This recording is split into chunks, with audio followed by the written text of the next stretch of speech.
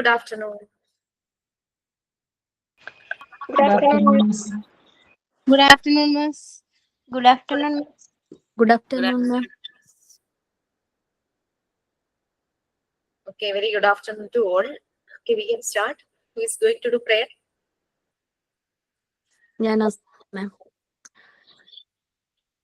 ചന്തമേറിയ പൂവിലും ചപളഭമാംശനഭത്തിലും സന്തതം കരതാരിന്നൊരു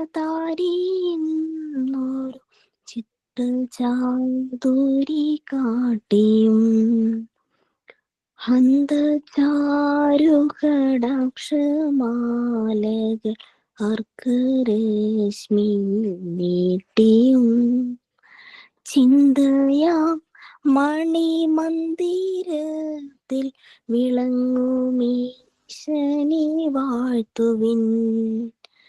ചിന്തയാം മണിമന്ദിരത്തിൽ വിളങ്ങുമീശനെ വാഴ്ത്തുവിൻ. Okay ma'am, thank U.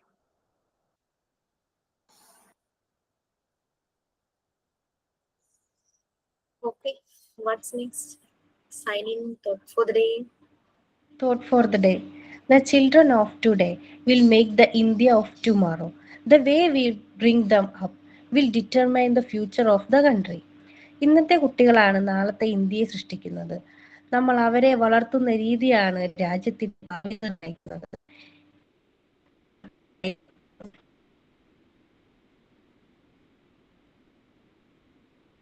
Jawaharlal Nehru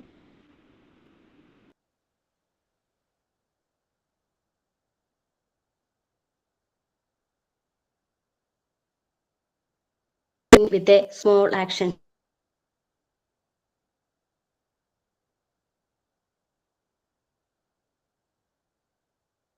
Benita, mute ane. Mute.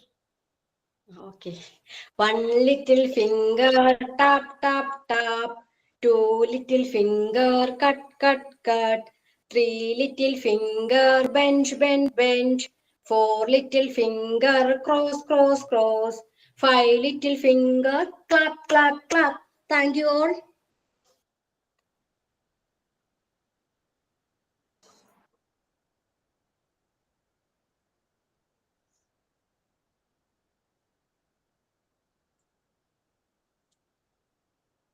Okay, ഇന്ന് സ്കൂളൊക്കെ തുറന്ന് നമ്മുടെ കുട്ടികളും സ്കൂളിൽ പോയിട്ടുണ്ടാവും. പിന്നെ സ്കൂളിലേക്ക് പോയ ടീച്ചർമാരും നമ്മുടെ കൂടെ ഉണ്ടാവും.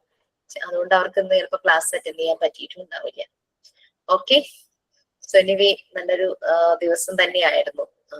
ആണ് വലിയ മഴയൊന്നും ശല്യം ചെയ്തില്ല. കാര്യമായിട്ടുള്ള ബുദ്ധിമുട്ടൊന്നും കുട്ടികൾക്ക് സ്കൂളിൽ പോകുന്ന ടൈമിൽ ഉച്ചയ്ക്ക് എല്ലാവരും തിരിച്ചു വരുന്ന ടൈമിൽ ഉണ്ടായില്ല എന്ന് വിശ്വസിക്കുന്നു.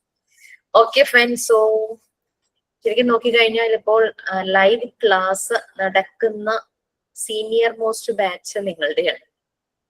ബാക്കി എല്ലാ ബാച്ചിന്റെയും കഴിഞ്ഞു.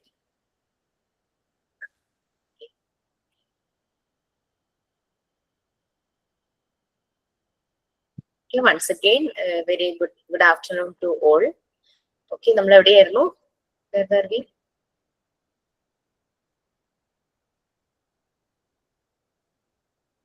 സെൽഫ് കൺസ്ട്രക്ഷൻ ആണോ? പാർട്ട് മോഡ്യൂൾ 1 പാർട്ട് 3 അതെ അതെ ടീച്ചർ.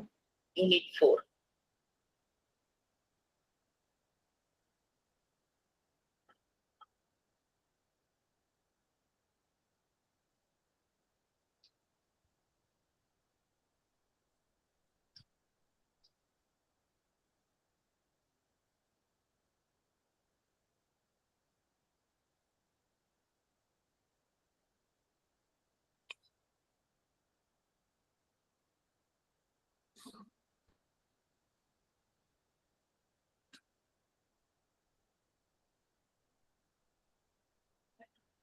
നിങ്ങൾക്ക് എല്ലാ റെക്കോർഡിന്റെയും ഡീറ്റെയിൽസ് കിട്ടി അല്ലേ?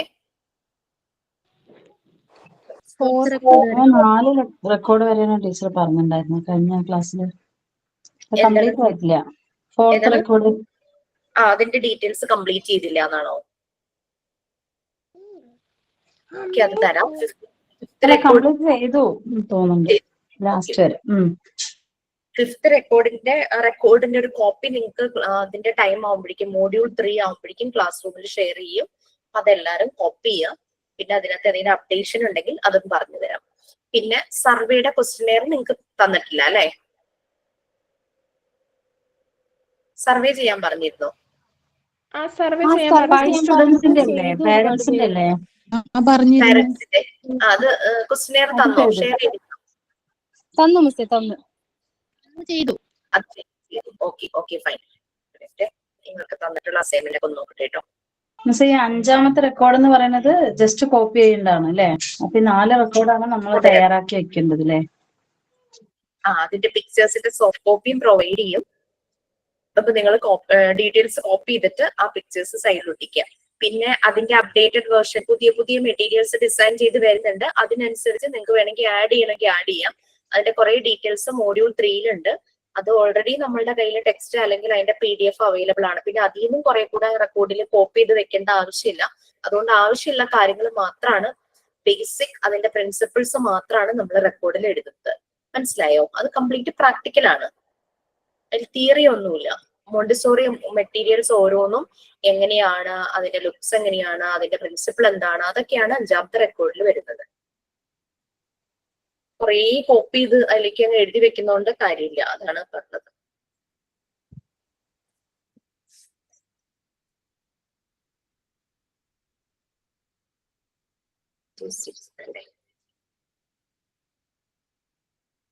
നിങ്ങൾക്ക് തന്ന അസൈൻമെന്റ്സ് ഞാനൊന്ന് പറയാം.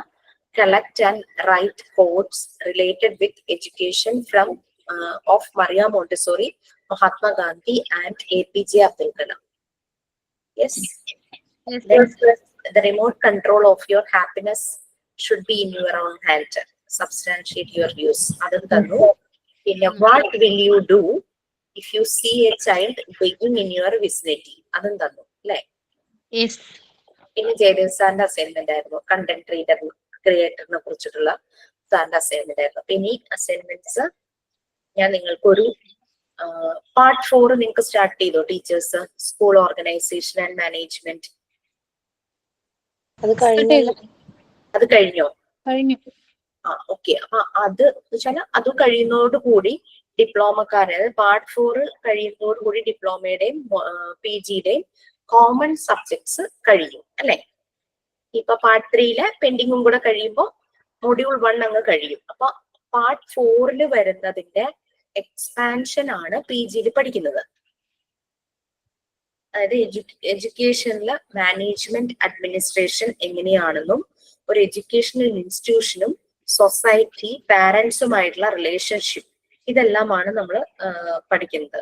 ഒരു ബിസിനസ് ഓർഗനൈസേഷന്റെ മാനേജ്മെന്റ് വരുന്നത്. അപ്പൊ ഡിപ്ലോമക്കാർക്ക് അതിനെ കുറിച്ച് കാര്യമായൊന്നും കിട്ടാത്തത് കൊണ്ട് ഞാൻ ഒരു അസൈൻമെന്റ് നിങ്ങൾക്ക് 2 പേർക്കും തരും. അത് ശരിക്കും PGയിൽ ചെയ്യേണ്ട അസൈൻമെന്റ് ആണ്. പക്ഷെ ഞാൻ ഡിപ്ലോമയിലുള്ളവരെ കൂടെ കൊണ്ട് ആ അസൈൻമെന്റ് ചെയ്യിക്കും. കാരണം അത് ചെയ്യുമ്പോൾ കുറച്ചുകൂടെ ഒന്ന് കോൺഫിഡൻസ് ആവും. കാരണം അവർക്ക് PG കണ്ടന്റിനെ പറ്റി അറിയുന്നില്ലല്ലോ.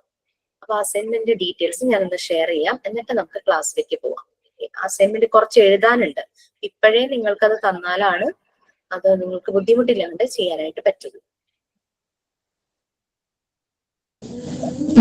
10 ക്വസ്റ്റ്യൻസ് അല്ലേ? അതെ, അത് തന്നോ? അത് മിസ് ഓൾറെഡി പറഞ്ഞിട്ടുണ്ട്. അല്ല, നിങ്ങൾക്ക് ഷെയർ ചെയ്ത് തന്നോ? തന്നു. മീൻസ് ക്ലാസ് റൂമിൽ നിങ്ങൾക്ക് അതിന്റെ PDF കിട്ടിയോ? ഇല്ല, ക്ലാസ് റൂമിൽ ഇട്ടിട്ടില്ല. അത് ചെയ്യാൻ അറിയാലോ, അതിൽ കൺഫ്യൂഷൻസ് ഒന്നും ഇല്ലല്ലോ? ഇല്ല, ഞാൻ ആ ടീച്ചറെ ക്ലാസ് എടുക്കുന്ന സമയത്ത് ഉണ്ടായിരുന്നില്ല. കുട്ടികളുടെ അടുത്ത് ചോദിച്ച് മനസ്സിലാക്കുക വിചാരിച്ചിരിക്കുന്നു. പിന്നെ ക്ലാസ് റൂമിൽ ഒന്ന് ഇടുന്നേ ടീച്ചർ? അത് ക്ലാസ് റൂമിൽ ഇടാം. വിട്ടുപോയത് ഇടാൻ. മാം അതൊന്ന് ക്ലാസ് റൂമിൽ ഇടണേ. ഇടാം.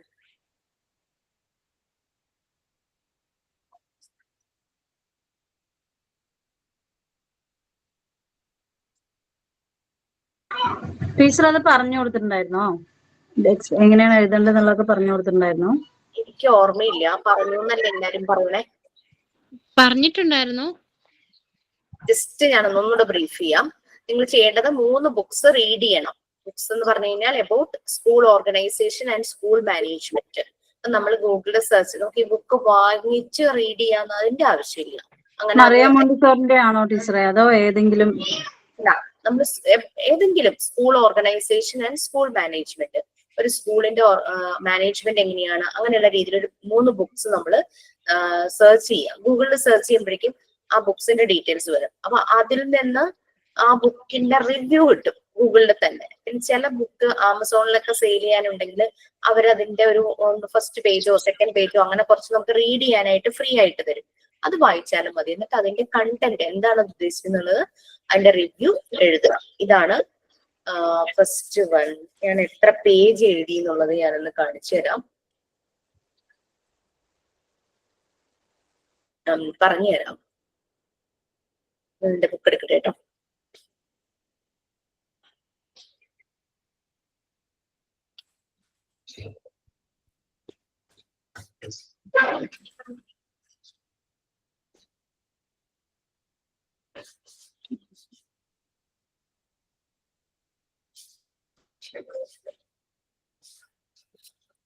ഞാൻ ഇതുപോലെ ഒരു ബുക്കിലാണ് എഴുതിയത്. ചെറിയൊരു നോട്ട്ബുക്ക് ആയിരുന്നു, വലിയ കോളേജ് നോട്ട്ബുക്ക് ഒന്നുമല്ല, ചെറുത്. അത് സാധാരണ ഒരു കോളേജ് നോട്ട്ബുക്ക് എന്ന് പറഞ്ഞു കഴിഞ്ഞാൽ ഒരു നല്ല വലിപ്പമുള്ള കോളേജ് നോട്ട്ബുക്ക് ഇതാണ്. അതിന്റെ ഇത്രേ വരുന്നു, അതിന്റെ ഒരു 3/4. ചെറിയൊരു ബുക്കിൽ എനിക്ക് ഫുൾ ആ ബുക്ക് വേണ്ടി വന്നു അസൈൻമെന്റ് എഴുതാനായിട്ട്. ഞാൻ കളക്ട് ചെയ്ത ബുക്സ്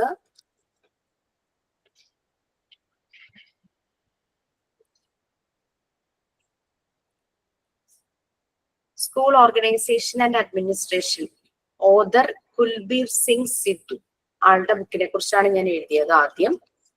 പിന്നെ ഏകദേശം ആ ഒരു ബുക്കിന്റെ 1.5 പേജസ് ഉണ്ട്,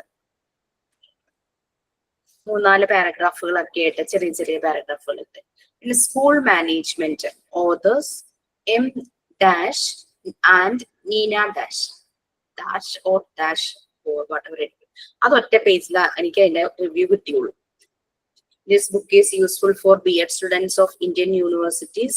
It has discussion about school management and management of various resources. അങ്ങനെ ഇങ്ങനെയൊക്കെ പറഞ്ഞിട്ട് ആ ബുക്കിൽ നിന്ന് കിട്ടിയ റിവ്യൂ. ബുക്ക് ഞാൻ എടുത്തില്ല, ഗൂഗിൾ സെർച്ച് ചെയ്തപ്പോൾ ആ ബുക്കിന്റെ ചെറിയ റിവ്യൂ, ആളുകൾ റിവ്യൂ എഴുതും. ചിലര് വായിച്ചിട്ട് ആ ബുക്കിനെ പറ്റി റിവ്യൂ താഴെ കമന്റിൽ എഴുതും. അതൊക്കെ വായിച്ചിട്ടാണ് ഞാൻ ഇത് എഴുതിയത്. സ്കൂൾ അഡ്മിനിസ്ട്രേഷൻ ആൻഡ് മാനേജ്മെന്റ്, അടുത്തത് ഓതർ S.K. കൊച്ചാർ. ഈ 3 ഓതേഴ്സിന്റെ ബുക്സ് ആണ് ഞാൻ എഴുതിയത്. പിന്നെ next question, make models of all time tables. 3 time table നമ്മൾ ഇടണം അല്ലെ? സ്റ്റുഡൻസിന് സാധാരണ കൊടുക്കുന്ന time table Monday to Friday, morning, afternoon, lunch കഴിഞ്ഞിട്ടുള്ള സെഷൻ, അങ്ങനെ രീതിയിലാണല്ലോ ടൈം ടേബിൾ നമ്മൾ സ്പ്ലിറ്റ് ചെയ്യുന്നത്. മോർണിംഗ് ചിലപ്പോ 4 പീരീഡ് ഉണ്ടാവും, ആഫ്റ്റർനൂൺ 3 പീരീഡ്സ്, അങ്ങനെ ആയിരിക്കാം മിക്ക സ്കൂളുകളിലും. എങ്ങനെയാന്ന് വെച്ചാൽ അതിനനുസരിച്ച് ചിലപ്പോൾ 45 മിനിറ്റ്സ് ആയിരിക്കും ഒരു പീരീഡ് എന്ന് പറയുന്നത്, ചിലയിടത്ത് 40 ആയിരിക്കും, ചിലപ്പോൾ 50 ആയിരിക്കും, ഡിപ്പെൻസ്. അപ്പൊ എങ്ങനെയാന്ന് വെച്ചാൽ പീരീഡ് അത് ടൈം എന്തോ ടൈം കൊടുക്കണം, അതില് ടൈം വെച്ച് എഴുതണോ ടൈം ടേബിൾ? കുഴപ്പമൊന്നുമില്ല. ഞാൻ ചെയ്തതില് നമുക്കിങ്ങനെ മോഡൽസ് ഒന്നും ഉണ്ടായില്ല കേട്ടോ. നമ്മൾ തന്നെ ഇങ്ങനെ ആലോചിച്ചാണ് ടൈം ടേബിൾ ഇട്ടത്. ഞങ്ങളുടെ മാമിനെ ചോദിക്കുമ്പോൾ നിങ്ങൾ തന്നെ ചെയ്തു, നിങ്ങൾ തന്നെ ചെയ്യുന്നായിരുന്നു.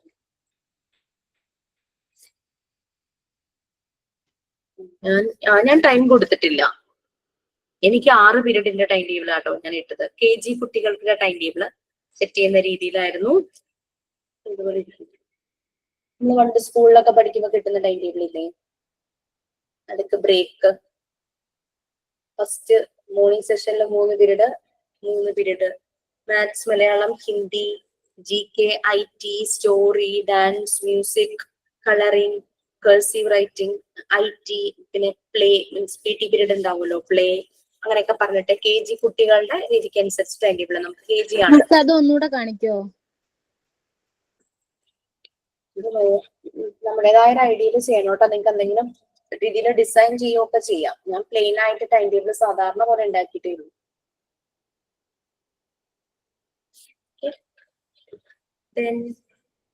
ടീച്ചേഴ്സിന്റെ ടൈം ടേബിൾ.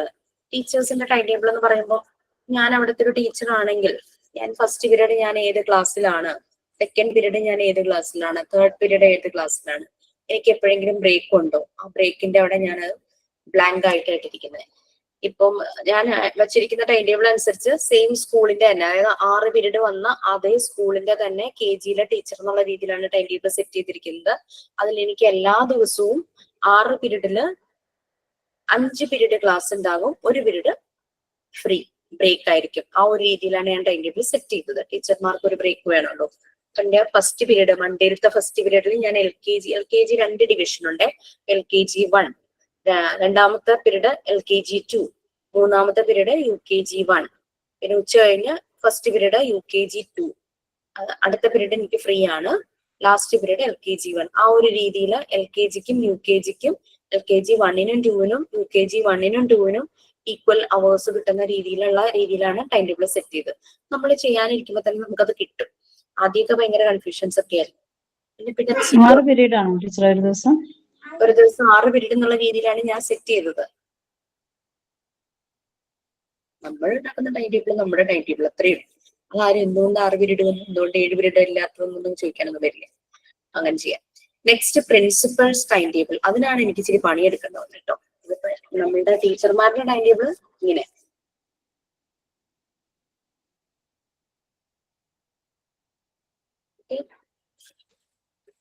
പിന്നെ പ്രിൻസിപ്പൽസ് ടൈം ടേബിൾ ആണ് നല്ല പണി. പ്രിൻസിപ്പൽസിന്റെ ടൈം ടേബിൾ എന്തായിരിക്കും വരിക?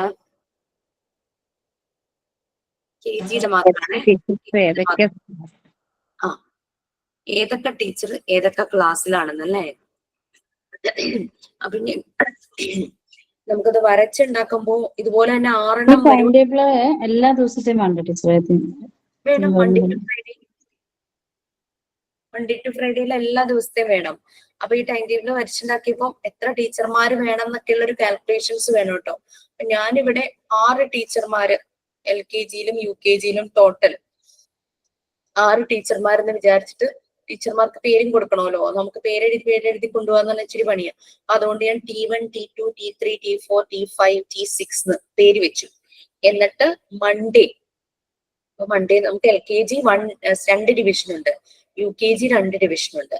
അപ്പൊ ആ ഒരു ഫസ്റ്റ് പീരീഡില് 4 ക്ലാസ്സില് 4 ടീച്ചർമാർ എന്തായാലും വരുമല്ലോ. സെക്കൻഡ് പീരീഡ് അതുപോലെ ഇതിന്റെ ഒരു പിക്ക്, അതായത് മിസ് എഴുതിയ ആ ഒരു പിക്ക് ഉണ്ടല്ലോ, അത് ഞങ്ങൾക്ക് എങ്ങനെയെങ്കിലും ഒന്ന് കിട്ടിയാൽ ഞങ്ങൾക്ക് കുറച്ച് ആശ്വാസമാവും. ഞാനിപ്പോ ജോയിൻ ആയതേ ഉള്ളൂ. ഞാൻ സെക്കൻഡ് ക്വസ്റ്റ്യൻ മുതലാണ് കേൾക്കാൻ തുടങ്ങിയത്. കാരണം എന്താണെന്നറിയോ, ഞാൻ പറഞ്ഞുതരാം. ഇപ്പൊ മിസ് 4th റെക്കോർഡിന്റെ കാര്യം പറഞ്ഞിട്ടുണ്ടായിരുന്നു. അപ്പൊ 4th റെക്കോർഡിന്റെ ഞാൻ മെറ്റീരിയൽസ് ഒക്കെ ഞാൻ വാങ്ങിച്ചിട്ട് വന്നതേ ഉള്ളൂ.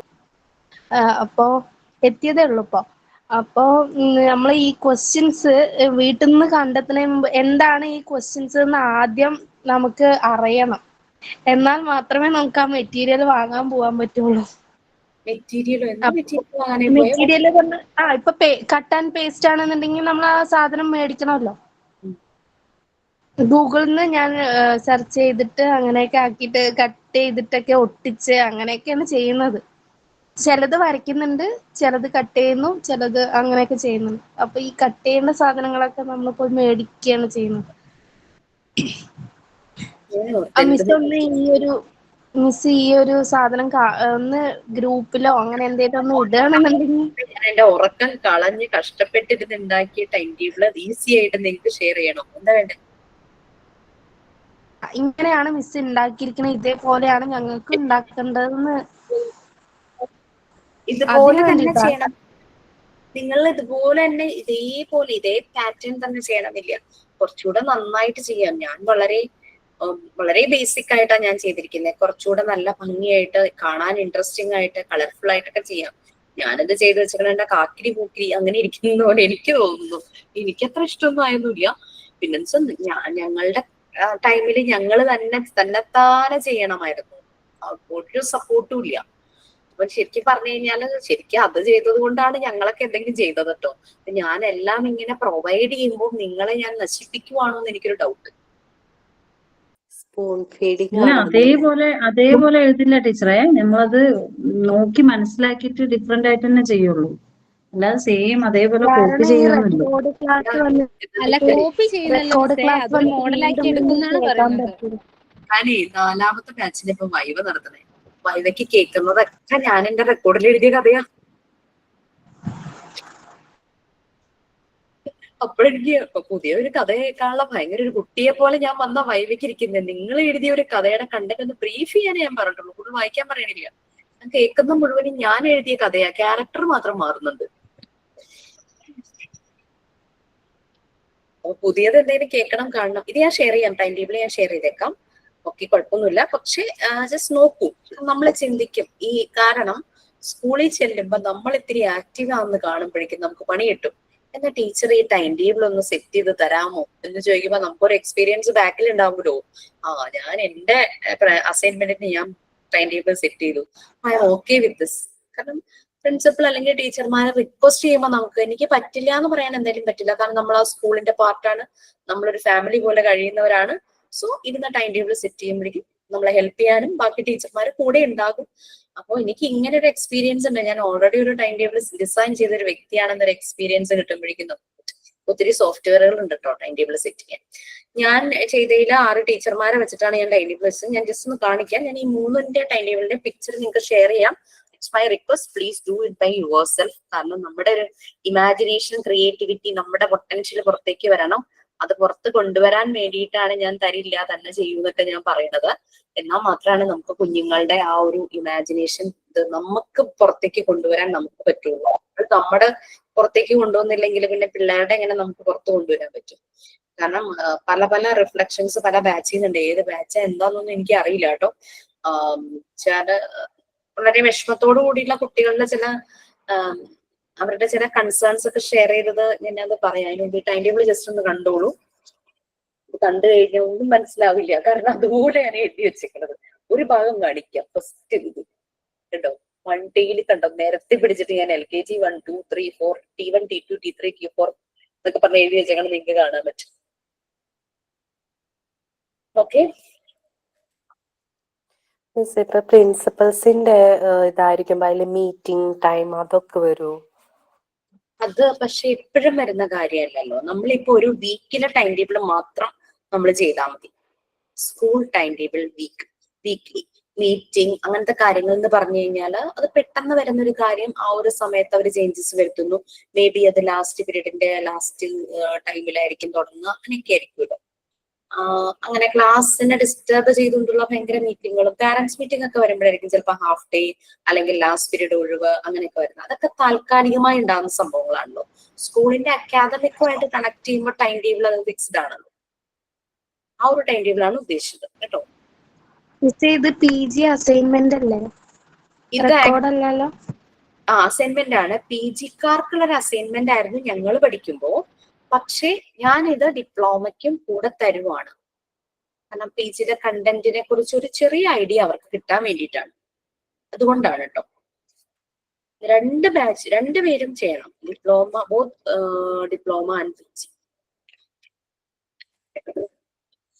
കാരണം അസൈൻമെന്റ് എഴുതാനിരിക്കുമ്പോൾ ഒരു കൺഫ്യൂഷൻ നിങ്ങൾക്ക് തോന്നരുത് ഇത് എന്തായിരുന്നു എന്നുള്ളത്.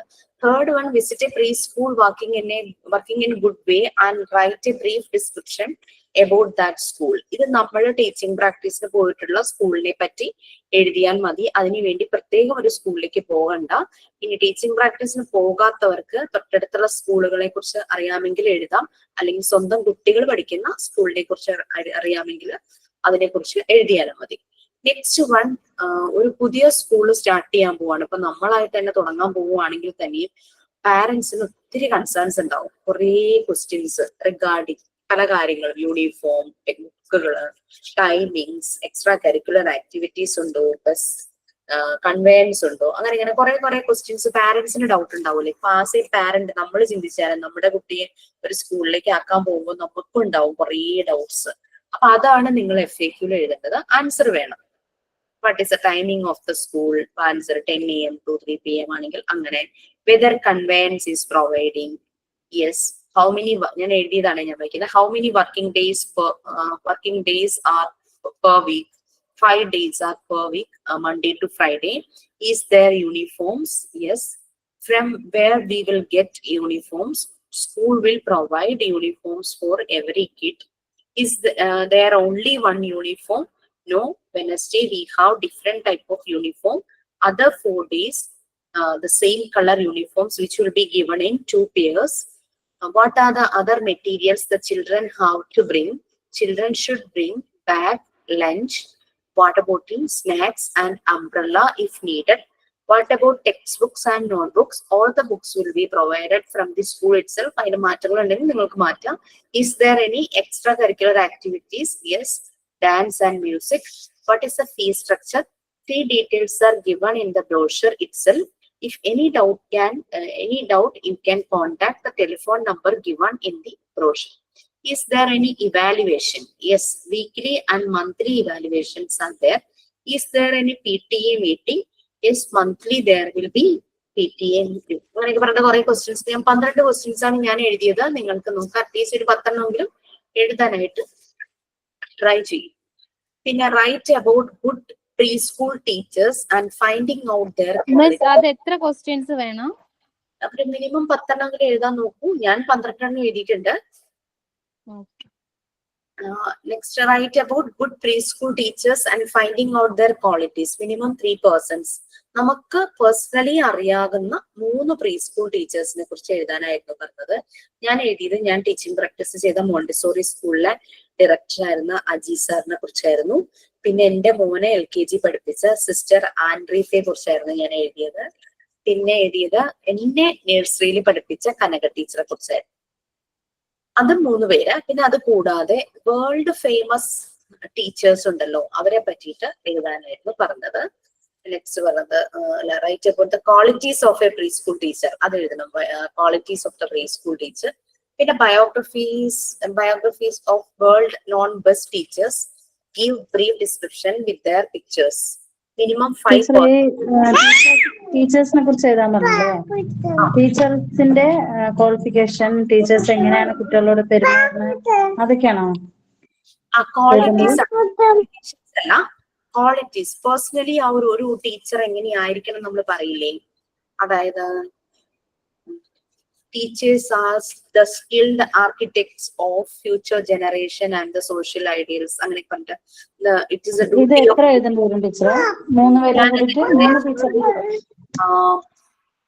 3 pages 4 pages ഒക്കെ എഴുതിയിട്ടുണ്ട്. It depends. നിങ്ങളിപ്പോ 1 പേജ് എഴുതുവാണെങ്കിൽ ഓരോ ടീച്ചറിന്റെയും സെപ്പറേറ്റ് പാരഗ്രാഫ് ആയിട്ടാണോ എഴുതേണ്ടത്, അതോ എല്ലാവരും മിക്സ് ചെയ്തിട്ട് എഴുതണോ? നമ്മളുടെ 5ാമത്തെ ക്വസ്റ്റ്യൻ നമുക്ക് പേഴ്സണലി അറിയാവുന്ന 3 ടീച്ചേഴ്സിനെ കുറിച്ച്. അതെനിക്ക് 1 പേജ് 1.5 പേജ് ഒക്കെ ഉണ്ടായിരുന്നുള്ളൂ. പിന്നെ എഴുതാൻ പറഞ്ഞിരിക്കുന്നത് ജനറലി ഒരു പ്രീ സ്കൂൾ ടീച്ചർ എങ്ങനെയായിരിക്കണം, ഒരു പ്രീ സ്കൂൾ ടീച്ചറുടെ ക്വാളിറ്റീസ് എന്തായിരിക്കണം എന്നുള്ളതായിരുന്നു നെക്സ്റ്റ് പറഞ്ഞത്. ഇനി പറയണത് വേൾഡ് ഫേമസ് ആയിട്ടുള്ള ടീച്ചേഴ്സ് ഉണ്ടല്ലോ, അവരെ പറ്റി എഴുതാനായിട്ട്. World known best teachers biography, അവരുടെ ബയോഗ്രഫി. ഞാനൊരു 10 എണ്ണം എന്തോ എഴുതിയെന്ന് തോന്നുന്നു. നിങ്ങളോട് 5 എണ്ണം എഴുതാനേ പറഞ്ഞിട്ടുള്ളൂ. Minimum Albert Einstein. ഞാൻ അദ്ദേഹത്തിന്റെ പിക്ചർ വെച്ചിട്ട്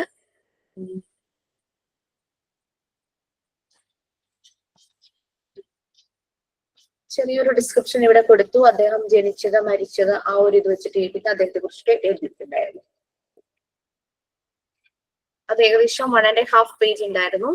പിന്നെ ആനി സുള്ളവൻ, മറ്റേ ഹെലൻ കെല്ലറിന്റെ ടീച്ചർ ഉണ്ടായിരുന്നില്ലേ, ബെസ്റ്റ് ടീച്ചർ, അവരെ പറ്റി എഴുതി. പിന്നെ അരിസ്റ്റോട്ടിൽ. പിന്നെ എഴുതിയത് none other than doctor Maria Montessori, Booker T Washington, Confucius, doctor S Radhakrishnan,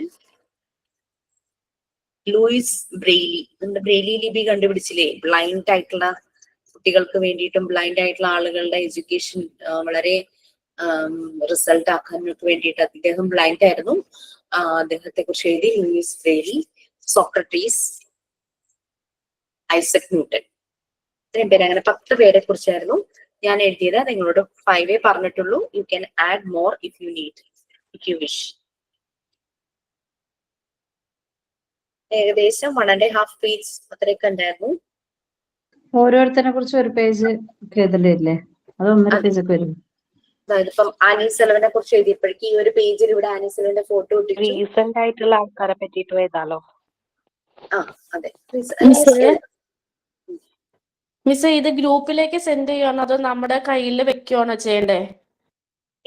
ഇത് ചെയ്തിട്ടോ, അസൈൻമെന്റ് ചെയ്തിട്ടാണോ? ഈ അസൈൻമെന്റ് നിങ്ങൾ സബ്മിറ്റ് ചെയ്യണ്ട. ഈ അസൈൻമെന്റ് വൈവയുടെ ടൈമിൽ ഈ അസൈൻമെന്റിനെ കുറിച്ച് ചോദിക്കും. ആ സമയത്ത് റെഡി, കാരണം ഇത് ഫുൾ ബുക്ക് അല്ലേ, ഇത്രയും ഫോട്ടോ എടുത്ത് സബ്മിറ്റ് ചെയ്യാന്നുള്ള നല്ല പണിയല്ലേ. So no need to submit. Okay, thank you. Ma'am, ഇപ്പൊ ടീച്ചേഴ്സിനെ, വേൾഡ് ഫേമസ് ടീച്ചേഴ്സിനെ ഒക്കെ പറഞ്ഞില്ലേ, അപ്പൊ റീസെന്റ് ആയിട്ടുള്ള ഒരു 2020 അതൊക്കെ എഴുതാൻ പറ്റുമോ? തീർച്ചയായിട്ടും എഴുതാം. Okay. Next, create your own day time table. അത് നിങ്ങൾ മോർണിംഗ് എഴുന്നേൽക്കുന്നു, അങ്ങനത്തെ കുറച്ച് കാര്യങ്ങളൊക്കെ ഇല്ലേ, അതൊക്കെയാണ് എഴുതേണ്ടത്. ഈവനിങ് ഇപ്പൊ വൈകിട്ട് 6 മണി വരെ ആയാലും കുഴപ്പമില്ല, അല്ലെങ്കിൽ രാത്രി കിടക്കുന്നവരെ ആ ഒരു രീതിയിലായാലും പ്രശ്നമൊന്നുമില്ല. ഇത് ഒരൊറ്റ ദിവസത്തെ മതിയല്ലോ അല്ലെ? മതി മതി. നമ്മളുടെ അന്നത്തെ ഡെയിലി ടാസ്കുകൾ നമ്മൾ എന്തൊക്കെ ചെയ്യുന്നു അങ്ങനെയുള്ള രീതിയിൽ ജനറൽ ആയിട്ട്. അതായത് എനിക്ക് എന്റെ അസൈൻമെന്റിൽ കുറെ കൂടെ ക്വസ്റ്റ്യൻസ് ഉണ്ട്, ഞാൻ അത് കുറച്ചിട്ടാണ് നിങ്ങൾക്ക് തന്നിരിക്കുന്നത്. അപ്പൊ അത് എവിടെ എഴുതി നോക്കുക. My day time table: 5:30 AM getting up and brushing my teeth. 5:40 AM taking some warm-up exercises. അന്നത്തെ ഞാനാണ് ഇന്നത്തെ. 6 AM taking bath. 6:20 AM prayer time and lighting the lamp. 6:30 AM cooking. 7 AM walking up husband and kids. 7:30 AM packing their lunch. 8 AM breakfast time for them. 8:20 AM taking kids for the bus. 8:25 having breakfast. 8:40 AM cleaning house. 9 AM washing clothes. ആ ടൈമിൽ വീട്ടിൽ തന്നെ ഇരിക്കുകയാണ്, ഇപ്പൊ പോവാറില്ല, അതുകൊണ്ടാണ്. 10 AM reading. 11 shopping optional, അത് എല്ലാ ദിവസവും പോവില്ലല്ലോ. 1 PM lunch time. 1:30 PM listening to music or movie time. 3:30 PM kids will reach. 4 PM tea time. 6:20 PM prayer time. അതോടുകൂടി ഞാൻ നിർത്തി, വേണമെങ്കിൽ നൈറ്റ് വരെയുള്ളത് എഴുതാം. സബ്റ്റീവ് ഡേ ടൈം ടേബിൾ, നമ്മുടെ ഒരു ദിവസത്തെ ഒരു ആക്ടിവിറ്റീസ് നമ്മളത് എവറി ഡേ ഒരു ഡയറി പോലെ എഴുതിയാലും നന്നായിരിക്കും.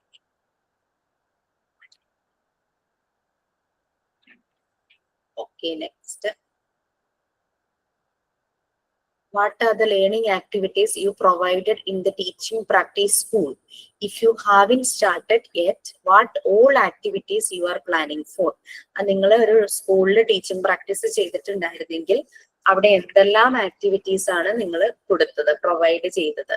ഇനി നിങ്ങൾ ചെയ്തിട്ടില്ല, നിങ്ങൾ ഇനി ചെയ്യാൻ പോകുന്നേ ഉള്ളൂവെങ്കിൽ അത് എന്തെല്ലാമാണ് കൊടുക്കാനായിട്ട് പ്ലാൻ ചെയ്തിരിക്കുന്നത്? ഇനി ടീച്ചറായിട്ട് വർക്ക് ചെയ്യുന്നവരാണെങ്കിൽ അവരെന്തെല്ലാം ആക്ടിവിറ്റീസ് ആണ് കുട്ടികൾക്ക് സ്കൂളിൽ കൊടുക്കുന്നത് എന്നുള്ളതാണ് നെക്സ്റ്റ് ക്വസ്റ്റ്യൻ. അത് സംശയമുണ്ടോ?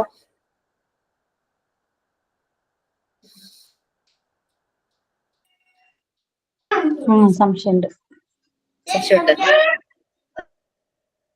അതായത് നമ്മൾ എവിടെയാണോ പോകാത്തവരാണ്, ടീച്ചിങ് പ്രാക്ടീസിന് പോകാത്തവരാണ്, അപ്പോ എന്താണ് എഴുതേണ്ടതെന്നൊരു നിങ്ങൾ എന്തൊക്കെയാണ് പ്ലാൻ ചെയ്തിരിക്കുന്നത്? ഒരു സ്കൂളിൽ പോകുമ്പോൾ എന്തെല്ലാം ആക്ടിവിറ്റീസ് ആ കുട്ടികളെ കൊണ്ട് ചെയ്യിക്കും എന്നുള്ളതാണ് നിങ്ങൾ എഴുതേണ്ടത്. പോയിന്റ് വൈസ് ആണോ മിസ്സേ? പോയിന്റ് വൈസ് എഴുതാൽ മതി, ജസ്റ്റ് ബുള്ളറ്റ് പോയിന്റ്സ് പോലെ എഴുതിയാൽ മതി.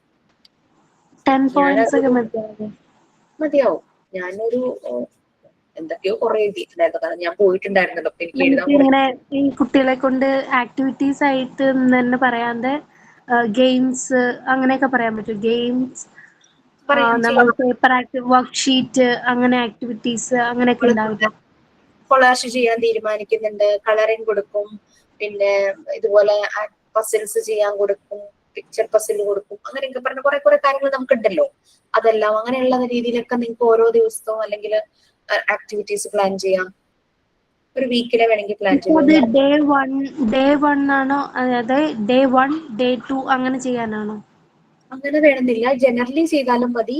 കാരണം ഇപ്പൊ ഒരു വീക്കിലേക്ക് ഇതെല്ലാമാണ് പ്ലാൻ ചെയ്യുന്നത്. നമുക്കിപ്പോ ഡേ 1 നമ്മൾ ഇത് തന്നെ ചെയ്യാൻ പറ്റും നമുക്ക് ഉറപ്പില്ലല്ലോ പോകാൻ പോകുന്നവർക്ക്. നിങ്ങൾ ചിലപ്പോ കൗണ്ടിങ്ങിന് വേണ്ടിയിട്ട് ഒരു ആക്ടിവിറ്റി പ്ലാൻ ചെയ്ത് പോകുമായിരിക്കും, പക്ഷെ അവിടെ ചെല്ലുമ്പോൾ അവിടുത്തെ ഹെഡ് ഓഫ് ദി ഇൻസ്റ്റിറ്റ്യൂഷൻ പറയുകയാണെങ്കിൽ അവർക്കൊരു കളറിങ്ങിന്റെ ഒരു ആക്ടിവിറ്റി കൊടുക്കാമോ, അല്ലെങ്കിൽ ഒരു ആക്ഷൻ സോങ് കൊടുക്കാമോ എന്ന് ചോദിച്ചു കഴിഞ്ഞാൽ നമ്മുടെ ഇത് മാറുവാണല്ലോ. നമ്മളൊരു വീക്കിലേക്ക് ചെയ്യാൻ പോകുന്നതിന്റെ ഒരു പ്ലാനിങ് മാത്രം ചെയ്താൽ മതി. ഒരു വീക്കിലേക്കുള്ളത് നമ്മൾ ആ ഒരു പോയിന്റ് വൈസ് ആയിട്ട് ചെയ്താൽ മതി. ആ ഒരു വീക്കിലേക്കുള്ളത് മാത്രം പോരെ? മതി.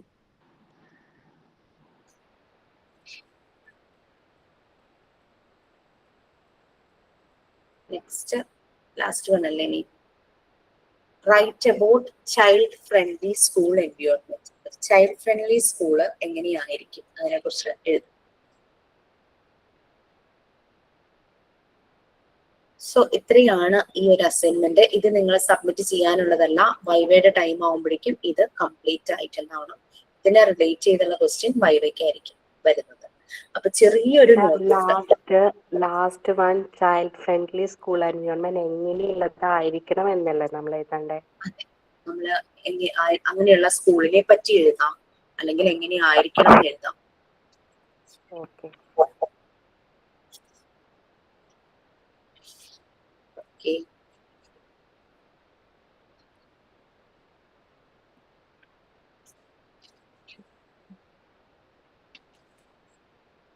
വൈവ ഈ മാസം ഉണ്ടാവുമോ? പിന്നെ അടുത്ത മാസം എക്സാം കഴിയണം, പ്രാക്ടിക്കൽ സെഷൻ കഴിയണം. പ്രാക്ടിക്കൽ സെഷൻ വൈവ ഉണ്ടാവുള്ളൂ. ജൂലൈ ലാസ്റ്റ് ആവുമ്പോഴേക്ക് ഉണ്ടാവില്ലേ? അതെ, ഞാൻ അവിടെ നിന്ന് ഒരു ഉറപ്പ് കിട്ടിയതിന്റെ ബലത്തിലാണ് ഞാൻ അവിടെ നിന്ന് മെറ്റീരിയൽസ് ഒക്കെ കൊണ്ട് ഇങ്ങോട്ട് വന്നതേ. എവിടെയായിരുന്നു? മസ്കറ്റില. നാട്ടിലേക്ക് വന്നോ അതോ അവിടെയാണോ? നാട്ടിലെത്തി. അപ്പൊ ജൂലൈ ലാസ്റ്റ് കുട്ടികൾക്ക് സ്കൂൾ തുറക്കും, അപ്പൊ തിരിച്ചു പോവും. ജൂലൈ ഇപ്പൊ നമ്മളിപ്പോ ജൂൺ ആയില്ലേ? ഈ മാസം കൊണ്ട് നിങ്ങളുടെ മോഡ്യൂൾ എനിക്ക് തോന്നുന്നു എനിക്കൊരു മോഡ്യൂൾസ് അല്ല യൂണിറ്റ് 7 എടുക്കാൻ ഒരു 5 സെഷൻസ് എങ്കിലും വേണ്ടി വരുമായിരിക്കും. 4 ഇപ്പൊ സ്റ്റാർട്ട് ചെയ്തു നമ്മള്. 4 ഒരു 2-3 സെഷൻ കൊണ്ട് തീരും. സോ ദാറ്റ് മീൻസ് 2 അവർ ഉണ്ടല്ലോ നമുക്ക് ഒരു വീക്കില്. എനിക്കൊരു 10 സെഷൻ ഉണ്ടെങ്കിലാണ് പാർട്ട് 3-ലെ 10 to 12 സെഷൻസ് ഉണ്ടെങ്കിലാണ് പാർട്ട് 2-ലെ ഒരു പോർഷൻസ് എന്റെ തീരുന്നത്, എന്റെ ഭാഗം. ബാക്കി ടീച്ചേഴ്സ് അപ്പോഴേക്കും എല്ലാം തീർക്കുമല്ലോ. അത് കഴിയുമ്പോഴാണ് പ്രാക്ടിക്കൽ സെഷൻ ഓൺലൈൻ ആയിട്ട് സ്റ്റാർട്ട് ചെയ്യും. ഓൺലൈൻ കഴിയുമ്പോഴാണ് ഇൻസ്റ്റിറ്റ്യൂട്ടിൽ നേരിട്ട് വന്നിട്ടുള്ളത്. ഏകദേശം ജൂലൈ പകുതി ആവുമ്പോഴേക്കും അത് നടക്കുമായിരിക്കും. അത് കഴിയുമ്പോൾ തിയറി എക്സാം സ്റ്റാർട്ട് ചെയ്യും. തിയറി എക്സാം കഴിയുമ്പോഴാണ് മിക്കവാറും വൈവയൊക്കെ ആ സമയമൊക്കെ ആവുമ്പോഴത് എക്സാം കഴിഞ്ഞിട്ടൊക്കെ വൈവ ഉണ്ടാവും. ചിലപ്പോ എക്സാമിന് ഞാനിത് മെറ്റീരിയൽസ് വീണ്ടും അങ്ങോട്ട് കൊണ്ടുപോകേണ്ട വരുമോ? ആ ടൈം ആവുമ്പോൾ നമുക്ക് നോക്കാം. കാരണം വേണമെങ്കിൽ കോൺഫിഡന്റ് ആണെങ്കിൽ ദിവ്യയുടെ വൈവ ചെയ്ത് വിടാം. ഓക്കെ, താങ്ക് യു മാം.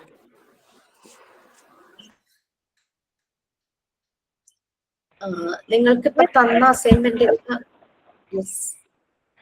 അപ്പൊ ഈ PG സ്റ്റുഡൻസിന് എങ്ങനെയാ അവരുടെ ടൈം ടേബിള്? ഡിപ്ലോമയുടെ ഇത് കഴിഞ്ഞിട്ട് അവരുടെ വൈവ കഴിഞ്ഞിട്ടാണോ PGയുടെ വരിക?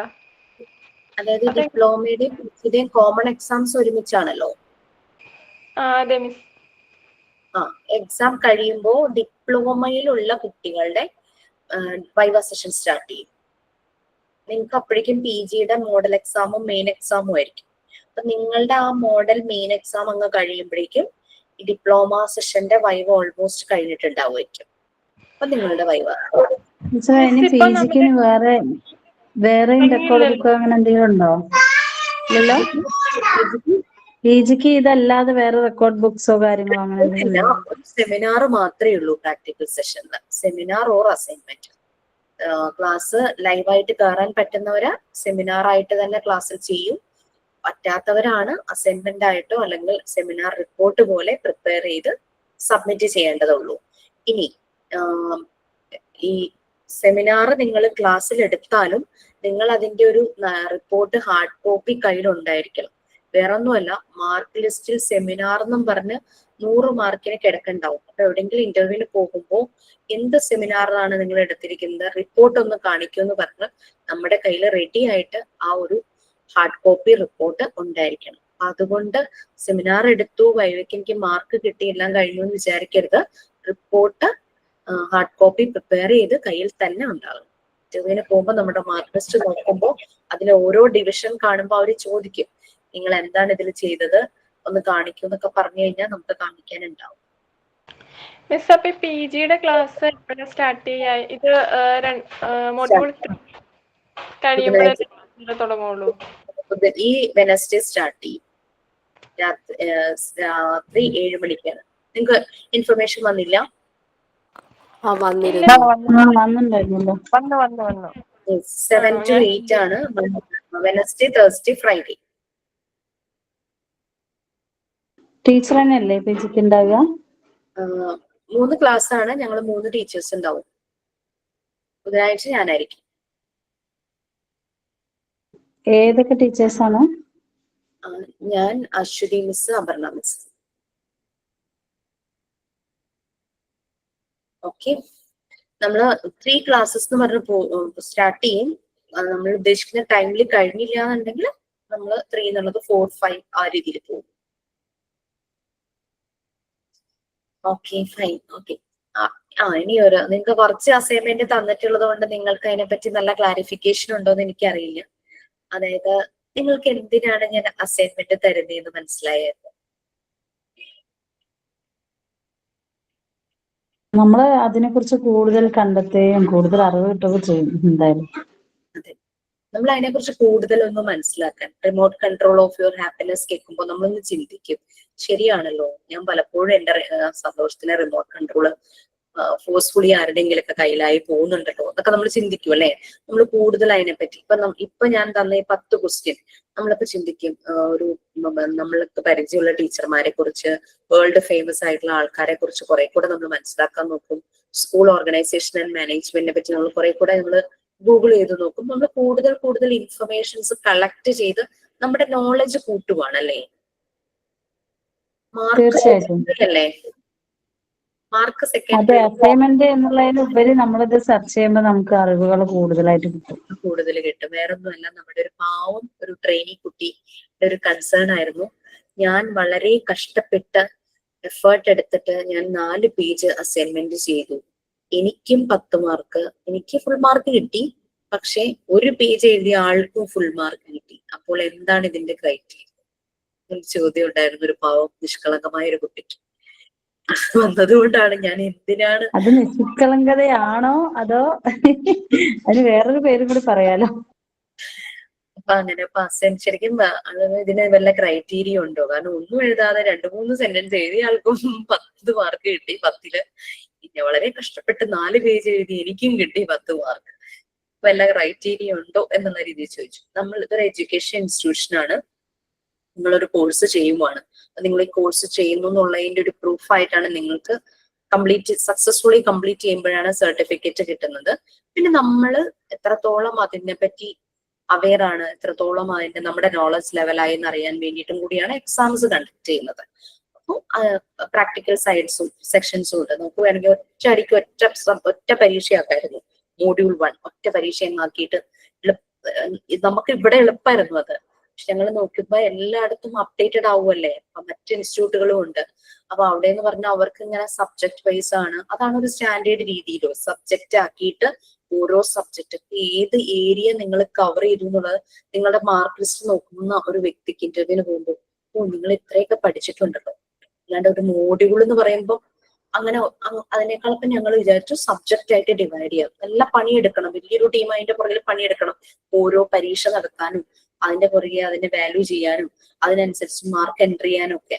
അപ്പൊ അങ്ങനെ മാർക്ക് ലിസ്റ്റിൽ നമുക്ക് ഇങ്ങനെ ഓരോ സബ്ജക്ട് വൈസ് കാണുമ്പോൾ തന്നെ അവർക്ക് കൂടുതലൊന്നും ചോദിക്കേണ്ട ആവശ്യമില്ല. ഇതൊക്കെ നിങ്ങൾ കവർ ചെയ്ത് പോയിട്ടുണ്ടല്ലോ എന്ന് അവർക്ക് മനസ്സിലാവും. അപ്പൊ ഈ അസൈൻമെന്റിനെ കുറിച്ച് ഇങ്ങനെ ഒരു ഇത് വന്നു. നമ്മൾ ചുമ്മാ എന്തെങ്കിലും ഒന്ന് എഴുതിപ്പിക്കാൻ വേണ്ടിയിട്ട് അസൈൻമെന്റ് ഞങ്ങൾ ആരും ടീച്ചർമാരും തരാറില്ല. ആ ഒരു കാര്യം നിങ്ങൾ നല്ല മനസ്സിലാക്കി നിങ്ങൾ തന്നെത്താനെ മിക്ക അസൈൻമെന്റുകളും ആക്ടിവിറ്റി ഓറിയന്റഡ് തന്നെയാണ് അല്ലെ. ഇപ്പൊ ഡയറ്റ് ചാർട്ട് തന്നിട്ടുണ്ടെങ്കിൽ അതങ്ങനെ, പിന്നെ എന്തൊക്കെയായിരുന്നു തന്നിട്ടുള്ളതെന്ന് എനിക്കറിയില്ല മറ്റുള്ള ടീച്ചേഴ്സ്. അപ്പൊ അത് പിന്നെ ഹെൽത്ത് റിലേറ്റഡ് അസൈൻമെന്റ് ഞാൻ നിങ്ങൾക്ക് തന്നോ? 10 പേരെ കണ്ടുപിടിക്കുക. അപ്പൊ അവിടെ എന്ന് പറഞ്ഞാൽ നമ്മൾ മനസ്സിലാക്കുകയാണ് 10 സോഷ്യൽ സ്റ്റാറ്റസിൽ ജീവിക്കുന്ന 10 പല ഏജ് കാറ്റഗറിയിലുള്ള ആളുകളുടെ രീതികൾ. അവര് ഹെൽത്ത് എന്നുള്ളതിന് അവരുടെ അവയർനെസ് എത്രത്തോളം ഉണ്ട്, ഹെൽത്തി ആയിരിക്കും. നല്ല പ്രായമുള്ള ഒരു മുത്തശ്ശിയോട് ചോദിക്കുമ്പോൾ അവർക്ക് ഹെൽത്തിനെ കുറിച്ച് അവർ പറയുന്നത് കേട്ട് ഭയങ്കര ഇൻട്രസ്റ്റിംഗ് ആയിട്ട് തോന്നുമായിരിക്കും. ചിലപ്പോ നമ്മൾ വിചാരിക്കും ഇതൊക്കെ ശരിയാണല്ലോ, ശരിക്കും സയന്റിഫിക് ആയിട്ടുള്ള കാര്യമായിരിക്കും. മുത്തശ്ശി ഇപ്പൊ സ്കൂളിൽ പോലും പോകാത്തൊരു മുത്തശ്ശി ആയിരിക്കും ചിലപ്പോ പറയണത്. സയന്റിഫിക് ആയിട്ടുള്ള കാര്യങ്ങളായിരിക്കും ആ മുത്തശ്ശി പറയുന്നത്. നമുക്ക് അങ്ങനെ കുറെ ഇൻഫർമേഷൻസ് നമുക്ക് കിട്ടും 10 വ്യത്യസ്ത രീതിയിൽ ജീവിക്കുന്ന ആളുകളിൽ നിന്ന്. അവരുടെ ഹെൽത്തി ആയിരിക്കാനായിട്ട് അവർ ചെയ്യുന്ന ലൈഫ് സ്റ്റൈൽ, അവരുടെ ഹാബിറ്റ്സ് എല്ലാം നമുക്ക് മനസ്സിലാവും. നമുക്കൊരു കാര്യം ക്ലിയർ ആയിട്ട് നമുക്ക് ക്ലാരിറ്റി കിട്ടും അതിനെ കുറിച്ചും. അല്ലാണ്ട് മാർക്കിന് വേണ്ടിയിട്ടാവരുത് അസൈൻമെന്റ് എഴുതുന്നത് കേട്ടോ. ഇപ്പൊ ഞാൻ തന്ന 10 ക്വസ്റ്റ്യൻസ് നിങ്ങൾക്ക് മനസ്സിലാകും ഒരു സ്കൂൾ എങ്ങനെ തുടങ്ങുമ്പോ എന്തെല്ലാം കാര്യം. ഞാനൊരു സ്കൂൾ തുടങ്ങാൻ പോവുകയാണെങ്കിൽ ഒരു പാരന്റിന്റെ സൈഡിൽ നിന്ന് വരുന്ന ക്വസ്റ്റ്യൻസ് എന്തൊക്കെയായിരിക്കും, ഞാൻ ഏതെല്ലാം ഏരിയ ക്ലിയർ ചെയ്ത് വെക്കണം, അവർക്ക് കൺഫ്യൂഷൻ ഉണ്ടാകാത്ത രീതിയിൽ ട്രാൻസ്പെറന്റ് ആയിരിക്കണം നമ്മളുടെ മാനേജ്മെന്റിന്റെ രീതികളും. അങ്ങനെയൊക്കെ നമുക്കൊരു ഐഡിയ കിട്ടും. അതുകൊണ്ടാണ് ഞാൻ ഈ അസൈൻമെന്റ് ഡിപ്ലോമക്കാരെയും PG-കാരും ഒരുമിച്ച് ചെയ്യിക്കുന്നത്. PG-യിൽ ഞങ്ങൾ ചെയ്ത അസൈൻമെന്റ് ആയിരുന്നു. ഇതിന് കൂടുതൽ കുറെ കാര്യങ്ങളൊക്കെ ഉണ്ടായിരുന്നു. ഞാൻ വേണ്ടുന്ന റെലവെന്റ് ആയിട്ടുള്ളത് മാത്രമാണ് ഞാൻ ക്വസ്റ്റ്യൻ ആയിട്ട് 10 തന്നത്. ഇപ്പൊ അങ്ങനെ ഒരു ഏത് ബാച്ചിൽ നിന്നാന്ന് അറിയില്ല, എനിക്ക് അതിന്റെ വോയിസ് മാത്രമേ കിട്ടിയുള്ളൂ, പേരൊന്നും എനിക്ക് അറിയില്ല. അപ്പൊ അങ്ങനെ ഒരു ഇത് വന്നപ്പോ ഞാനൊന്ന് ഷെയർ ചെയ്തതാ. കാരണം നമ്മൾ അസൈൻമെന്റ് എഴുതുന്നത് മാർക്കിന് വേണ്ടിയല്ല. യെസ്, മാർക്ക് ഒരു ക്രൈറ്റീരിയ ആണ്. ബട്ട് ഞാൻ അസൈൻമെന്റ് എഴുതാന്ന് പറഞ്ഞു കഴിഞ്ഞാൽ ഞാൻ അതിനെ കുറിച്ച് കൂടുതൽ മനസ്സിലാക്കണം, അത് എന്റെ ഉള്ളിലേക്ക് പോകണം. അതെന്താ വെച്ചാൽ എന്റെ അടുത്തിരിക്കുന്ന ആൾക്ക് എത്ര മാർക്ക് കിട്ടിയെന്ന് നോക്കാനല്ല ഞാൻ ശരിക്കും അസൈൻമെന്റ് എഴുതുന്നത് എന്നൊന്നും ചിന്തിച്ചാൽ മതി. ഓക്കെ, എത്ര നന്നായിട്ട് അസൈൻമെന്റ് എഴുതിയാലും വൈവ സമയത്ത് നമ്മൾ റാൻഡം ആയിട്ട് നിങ്ങളോട് ഒരു അസൈൻമെന്റ് ചോദിക്കുമ്പോൾ അത് നിങ്ങൾ പ്രസന്റ് ചെയ്യുന്നത് കണ്ടു കഴിഞ്ഞാൽ തന്നെ നമുക്ക് മനസ്സിലാകും നിങ്ങൾ എത്രത്തോളം അതിൽ എഫേർട്ട് ഇട്ടു എന്നുള്ളത് ആ ഒരു അസൈൻമെന്റ് റെഡിയാക്കാനായിട്ട്. വൈവയില് ഓരോ പ്രാക്ടിക്കൽ സെഷനും 100 മാർക്കാണ്. അതില് അസൈൻമെന്റ് ആൻഡ് റിപ്പോർട്ടാണ്, അതായത് സർവേ. അസൈൻമെന്റും സർവേക്കും കൂടെ 100 മാർക്സ്.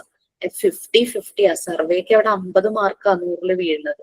മീൻസ് 50-ൽ 50, ബാക്കി 50 100-ലെ 50 സർവേക്കും ബാക്കി 50 നിങ്ങൾ ഈ എഴുതുന്ന അസൈൻമെന്റുകൾക്ക് മുഴുവൻ. ഓക്കെ, അപ്പോ പക്ഷെ ഇപ്പൊന്ന് വെച്ചാൽ സർവേ ചെയ്യാതെ വരുന്നുണ്ട് കുട്ടികള്. സർവേ എങ്ങനെ 50 മാർക്ക് അങ്ങനെ കുറയ്ക്കും, 100-ന്ന് 50 മാർക്ക് പോവാന്ന് പറഞ്ഞാൽ ഭയങ്കര കുറവായിരിക്കില്ലേ. അപ്പൊ എന്താ ചെയ്യണേന്ന് വെച്ചാൽ അവിടെ ഇരുത്തി സർവേ ചെയ്യിക്കുക. വൈവിക്ക് വരുമ്പോൾ ചോദിക്കും ആ ക്വസ്റ്റ്യൻസ്, ഇങ്ങനെയാണെങ്കിൽ നിങ്ങളുടെ അഭിപ്രായം എന്താണെന്ന് ചോദിക്കും. അപ്പൊ അവര് ചുറ്റും കണ്ടിട്ടുള്ള പാരന്റ്സ് കുട്ടികളെ നോക്കുന്ന രീതികൾ പറയും, അവരുടെ പേഴ്സണൽ ഒപ്പീനിയൻ പറയും. അപ്പൊ അവർക്ക് മറ്റു കുട്ടികൾക്ക് ചെയ്ത കുട്ടികൾക്ക് ഫുൾ മാർക്ക് കൊടുക്കുമ്പോൾ ഇവർക്ക് കുറയ്ക്കും. അപ്പൊ 5-ൽ 5 ആണെങ്കിൽ 3 മാർക്ക് 3.5 ആ ഒരു രീതിയിലൊക്കെ മാർക്ക് ഇട്ടു പോകും. കാരണം എഫേർട്ട് എടുത്ത ആളുകളെ മീറ്റ് ചെയ്ത് ക്വസ്റ്റ്യനെയർ കൊടുത്ത മുഴുവൻ കളക്ട് ചെയ്ത് അവരെ കേൾക്കുന്നവരെന്ന് പറഞ്ഞാൽ അത്രയും എഫേർട്ട് എടുത്തില്ലേ. അപ്പൊ എഫേർട്ട് എടുക്കുന്നവർക്ക് അതിനുള്ള ഒരു ഇത് എന്തായാലും ഉണ്ടാവും. സർവേ ചെയ്യാതെ വരുമ്പോൾ 100-ലെ 50 മാർക്ക് കുറയ്ക്കാൻ തോന്നില്ല. അപ്പൊ അവരോട് അപ്പ ചോദിക്കും, അതില് ഒരു 30 ഒരു 60% മാർക്ക് അല്ലെങ്കിൽ ഒരു 50-55% മാർക്ക് കൊടുക്കുള്ളൂ. കറക്റ്റ് എല്ലാം അസൈൻമെന്റ് എഴുതിയതും സർവേ ചെയ്തതും നമ്മളിപ്പോ വൈവയുടെ ടൈമിൽ നോക്കി വായിക്കാണോ വേണ്ടത് പറയുന്ന സമയത്ത്? വേണ്ട, നമ്മള് തന്നെ സിൻസിയർ ആയിട്ട് എഫേർട്ട് ഇട്ട് ചെയ്തിട്ടുണ്ടെങ്കിൽ അത് നമ്മുടെ കയ്യിൽ ഇല്ലെങ്കിൽ പോലും നമുക്ക് പറയാൻ പറ്റും അല്ലെ. ഇപ്പൊ റിമോട്ട് കൺട്രോൾ ആ അസൈൻമെന്റ് ആണ് ഞാൻ ചോദിക്കുന്നതെന്ന് വിചാരിക്കാം. ആ സമയത്ത് നിങ്ങൾക്കത് പറയാനായിട്ട് ചെയ്തിട്ടുണ്ടെങ്കിൽ വളരെ കോൺഫിഡന്റ് ആയിട്ട് എല്ലാവരും പറയും. ഞാൻ എടുത്തു കാണിക്കാനോ ഒന്നും ആരോടും ഒന്നും പറഞ്ഞിട്ടില്ല. പിന്നെ ഈ ടീച്ചിങ് മെറ്റീരിയൽസിന്റെ സെഷനുണ്ട് പ്രാക്ടിക്കല്. അപ്പൊ അത് വരുമ്പം ഞാൻ പറയും കാണിക്കണ്ട, നിങ്ങൾ ചെയ്തിട്ടുണ്ടോ എന്നും പറഞ്ഞാൽ മതി എന്ന് പറയും. ഇല്ല മിസ്, എനിക്ക് കാണിച്ചു തരണം, ഞാൻ ഇത്രയും സമയം സ്പെൻഡ് ചെയ്ത് ഇത്രയും എഫേർട്ട് എടുത്ത് ചെയ്തതാണ് ഈ മെറ്റീരിയൽസ് മുഴുവൻ. ഇവരെ വീഡിയോ കാണിക്കും. റൂമിലെല്ലാം സെറ്റ് ചെയ്ത് വെച്ചിട്ടുണ്ടാവും, ബെഡിലൊക്കെ നിരത്തി ടേബിളിലൊക്കെ നിരത്തി വെച്ച് ചിലരിങ്ങനെ ഹാങ് ചെയ്തിട്ടുണ്ടാവും, ഇങ്ങനെ സ്ട്രിങ് ഇട്ടിട്ട് അതിലൊക്കെ ഇങ്ങനെ ഹാങ് ചെയ്ത് അങ്ങനെ പല രീതിയിലും അവർ സെറ്റ് ചെയ്ത് വെച്ചിട്ടാണ് വൈവയ്ക്ക് വരുന്നത്. അതായത് ഒരു മോണ്ടിസറി ക്ലാസ് റൂമിന്റെ ഒരു എൻവയോൺമെന്റ് ആയിട്ട് പ്രസന്റ് ചെയ്യും അല്ലേ? അതെ അതെ, ഫുൾ ഇങ്ങനെ എല്ലാം ഡിസ്പ്ലേ ചെയ്ത് വെച്ചിട്ടുണ്ടാവും. അപ്പൊ തന്നെ നമ്മള് വളരെ ഹാപ്പി ആവും. കാരണം ഞാൻ ഒന്നും ആരോടും കാണിക്കാമോ എന്ന് ചോദിച്ചിട്ടില്ല. അവരായിട്ട് ഇങ്ങോട്ട് ഞാൻ എനിക്ക് മിസ്സിനെ കാണിച്ചു തരണം, ഞാൻ ഇത്രയും എഫേർട്ട് എടുത്ത് ഫുൾ കാണിച്ചു തന്നു. പിന്നെ 4th ബാച്ചിലുള്ളവരെ പ്രാക്ടിക്കൽ സെഷന് വന്നപ്പോൾ നമ്മൾ നേരത്തെ മെസ്സേജ് കൊടുത്തിട്ടുണ്ടായിരുന്നു, നിങ്ങൾ വൈവയ്ക്ക് റെഡി ആണെങ്കിൽ റെഡിയായി വന്നോളൂ. കാരണം പ്രാക്ടിക്കൽ സെഷൻ കഴിഞ്ഞാൽ നമുക്ക് വൈവ സ്റ്റാർട്ട് ചെയ്യാം. അവരന്ന് അപ്പാരറ്റസിനെ കുറിച്ച് എല്ലാം അവർ മനസ്സിലാക്കിയല്ലോ. അപ്പൊ അവര് പറഞ്ഞപ്പോൾ മിസ് ഞങ്ങൾ മെറ്റീരിയൽസ് എല്ലാം കൂടെ ഇത്രയും ദൂരെ നിന്നൊക്കെ ട്രാവൽ ചെയ്ത് വരും, അത് എടുക്കണ്ട. അതിന്റെ ഒരു ഒന്നുമില്ലെങ്കിൽ ഒരു ഷോർട്ട് വീഡിയോ അല്ലെങ്കിൽ ഒരു ഫോട്ടോ എല്ലാം കൂടെ വെച്ചിട്ട് ഒരു ഫോട്ടോ എടുത്തിട്ട് കാണിച്ചാൽ മതി. കാരണം അവിടെ നിന്നേ ഇതെല്ലാം വാരിക്കൊണ്ട് വരാൻ നമ്മൾ പറയില്ലേ. അപ്പൊ അങ്ങനെ വന്നു. അങ്ങനെ കുറെ പേര്, ഒരു 12ഓളം പേര് അന്ന് വൈവാറ്റത്തിൽ അവര് റിലാക്സ്ഡ് ആയിട്ടോ. കാരണം അവരുടെ അത് കഴിഞ്ഞല്ലോ. ബാക്കി എല്ലാവർക്കും ഇപ്പൊ ഓൺലൈനായിട്ട് ചെയ്തുകൊണ്ടിരിക്കുക. ഓക്കെ, സോ അപ്പൊ ഓക്കെ, നമ്മളുടെ പോർഷനിലേക്ക് കിടക്കാൻ പറ്റിയില്ല എത്ര നേരമായിട്ടും. സെൽഫ് കൺസ്ട്രക്ഷൻ അല്ലേ?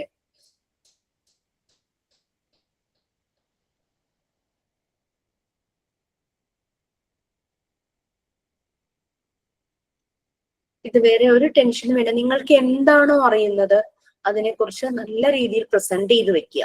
അസൈൻമെന്റ് ആണെങ്കിലും ആക്ടിവിറ്റി ആണെങ്കിലും റെക്കോർഡുകളാണെങ്കിലും.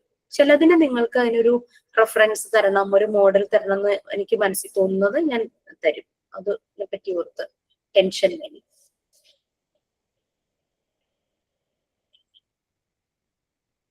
നമ്മൾക്കൊന്നും തരില്ലായിരുന്നു. കാരണം വെച്ചാൽ എന്നെ പഠിപ്പിച്ച മാം എന്ന് പറഞ്ഞു കഴിഞ്ഞാൽ മാം മോണ്ടിസോറി കോഴ്സ് ചെയ്ത മാം അല്ലായിരുന്നു. ആണ് ഡിഗ്രി കഴിഞ്ഞിട്ട് ഇങ്ങനെ ഒരു ജോബ് ഓപ്പർച്യൂണിറ്റി വന്നപ്പം അപ്ലൈ ചെയ്തു. അവരൊരു ട്രെയിനിങ് കൊടുക്കും. അങ്ങനെ നല്ല ട്രെയിനിങ് ആയിരുന്നു അവരുടെ കേട്ടോ.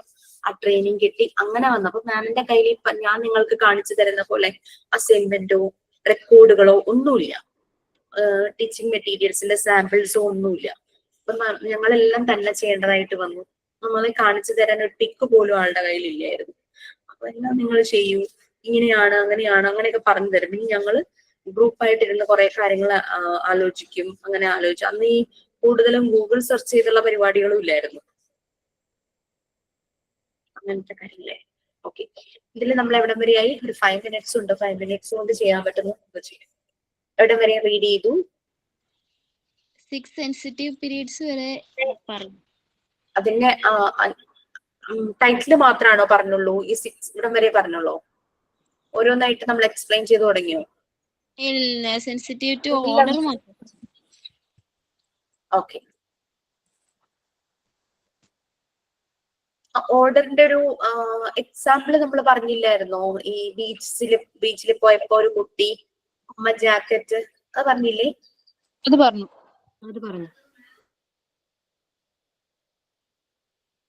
ഓക്കെ, കുഞ്ഞുങ്ങളുടെ ഓർഡർ ഫോം ചെയ്യുന്നതിനെ കുറിച്ചായിരുന്നു നമ്മളപ്പോ പറഞ്ഞിട്ടുണ്ടായിരുന്നത്. നെക്സ്റ്റ് ഇതാണോ sensitivity to learning through there 5 sense? അതെ miss.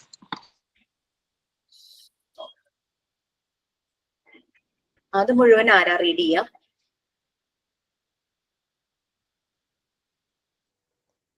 Sensitive to small object എടുത്തു. ആണല്ലേ? Okay okay. ഇനി സ്മോൾ ഒബ്ജക്ട്സ് തൊട്ട് എടുക്കണം മിസ്സേ. സ്മോൾ ഒബ്ജക്ട്സ് എടുക്കണം. ഓക്കെ, അതാരാ റീഡ് ചെയ്യാം? ഒറ്റ പാരഗ്രാഫ് എഴുതൂ. Just read.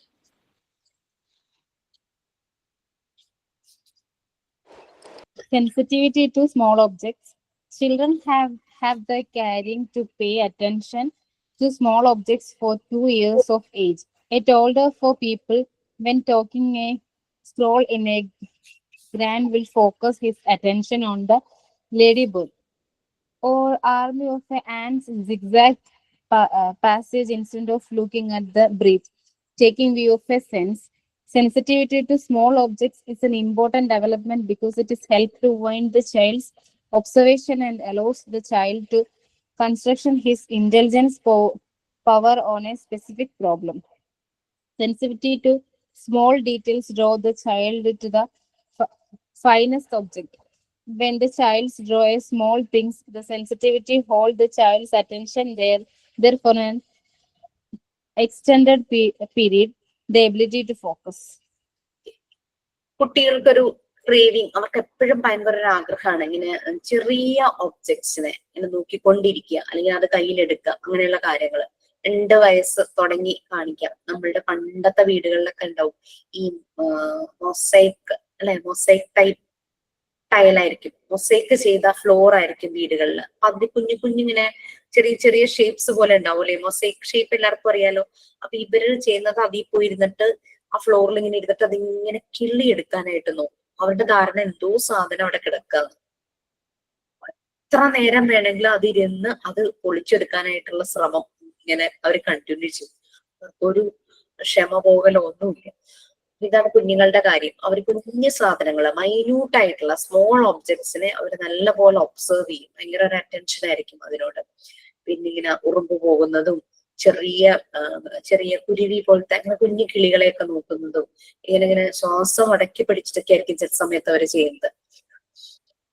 ഇവരുടെ ഒരു ഡെവലപ്മെന്റ് സ്റ്റേജ് സമയത്ത് ഇങ്ങനെ സെൻസിറ്റീവ് ടു സ്മോൾ ഒബ്ജക്ട്സ് അത് വളരെ ഇമ്പോർട്ടന്റ് ആണ്. കാരണം അവരുടെ കോൺസെൻട്രേഷൻ പവർ കൂടും. അവരിങ്ങനെ ചെറിയ ഒബ്ജക്ട്സിനെ നല്ലപോലെ ഒബ്സർവ് ചെയ്യുമ്പോൾ അവരുടെ ഒബ്സർവേഷൻ കൂടുന്നു, കുട്ടികളുടെ കോൺസെൻട്രേഷൻ കൂടുന്നു. കോൺസെൻട്രേഷൻ കൂടുമ്പോൾ അവരുടെ ഇന്റലക്ച്വൽ പവർ കൂടുകയാണ്.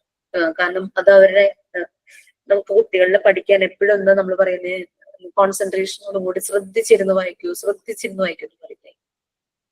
ഈ കോൺസെൻട്രേഷൻ അവരുടെ ഈ ഒരു പ്രായത്തിൽ ഡെവലപ്പ് ചെയ്തു വരും. അങ്ങനെ സ്മോൾ ഒബ്ജക്ട്സിനോടുള്ള സെൻസിറ്റിവിറ്റി, അവരുടെ ഇന്റലക്ച്വൽ പവർ, കോൺസെൻട്രേഷൻ, ഒബ്സർവേഷൻ ഇതെല്ലാം ഇംപ്രൂവ് ചെയ്യും.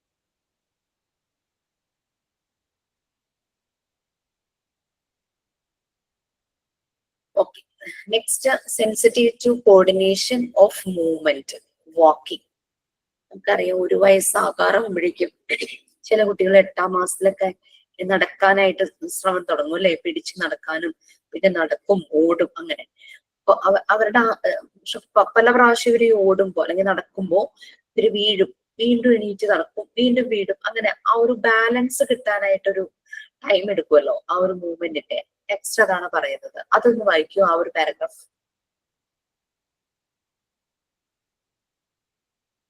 Sensitive to coordination of movement, walking, 2.5 to 4 years. Yes, please. Child enters into this period at about 2.5 till 4 years of age.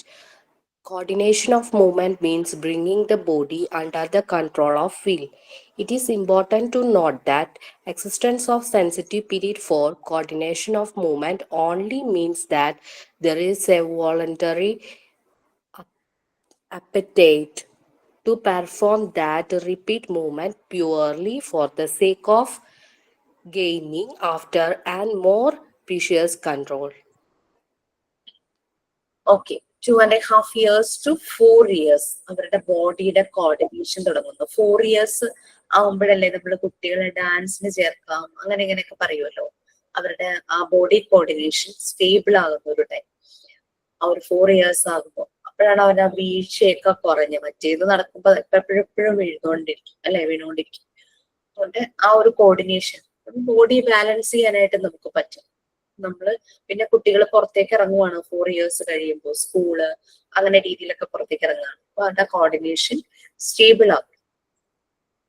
അവർക്ക് ആ സ്റ്റേബിൾ ആകുമ്പോഴാണ് പല മൂവ്മെന്റും അവര് റിപ്പീറ്റ് ചെയ്യുന്നത്. ഫോർ എക്സാമ്പിൾ ഡാൻസ് ഒക്കെ ആണെങ്കിൽ അവരുടെ ആ ഒരു കൺട്രോള് മുഴുവനായിട്ടും ബോഡിയുടെ ഒരു കൺട്രോളും ബാലൻസും കിട്ടുന്നു ഈ ഒരു ഏജ് ആകുമ്പോഴേക്കും. 4 years ഒക്കെ ആകുമ്പോഴേക്കും കിട്ടും. 2.5 years തുടങ്ങിയിട്ട് അതിന്റെ ഒരു ഡെവലപ്മെന്റ് സ്റ്റേജ് ആണ്. ഓക്കെ, സെൻസിറ്റീവ് ടു ലാംഗ്വേജും വായിച്ചോളൂ. ഓൾറെഡി നമ്മൾ ലാംഗ്വേജ് ഡെവലപ്മെന്റ് പഠിച്ചിട്ടുണ്ട്. ഫിസിക്കൽ ഡെവലപ്മെന്റും നിങ്ങൾക്ക് കഴിഞ്ഞതാണ് അല്ലെ. ഫിസിക്കൽ ഡെവലപ്മെന്റ് ഓരോ ചേഞ്ചസ് ബോഡിക്ക് ഉണ്ടാകുന്നത്, മുകളിൽ പറഞ്ഞ കോർഡിനേഷൻ അതിലുൾപ്പെടും. പിന്നെ next language 1.5 years to 3 years. അതൊന്ന് റീഡ് ചെയ്തു.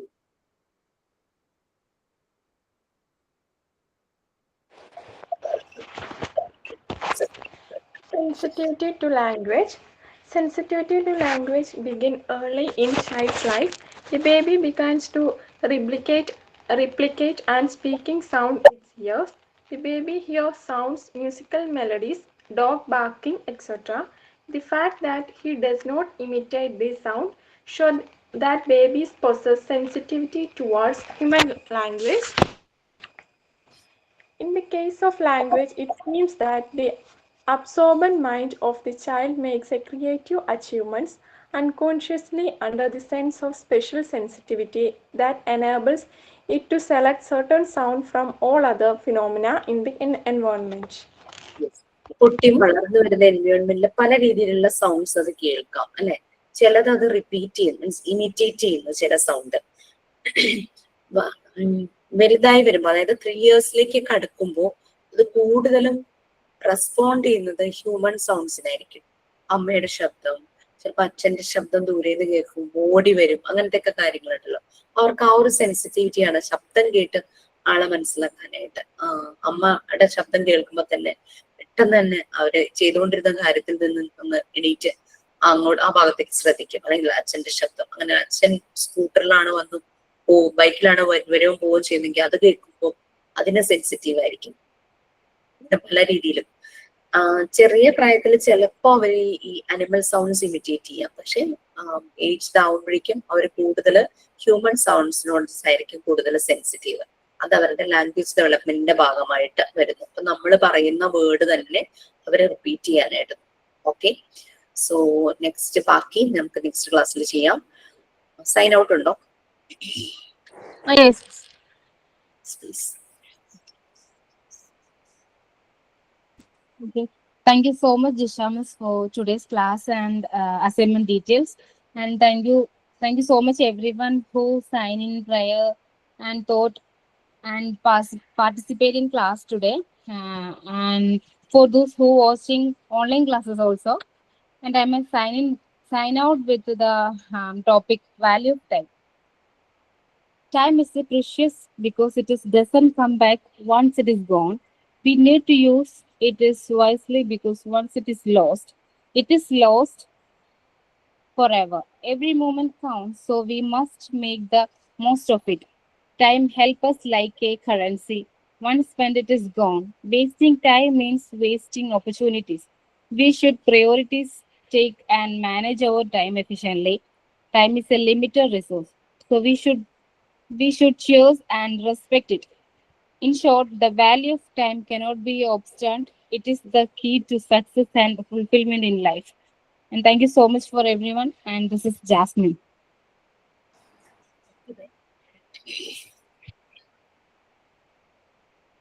Thank you, Miss.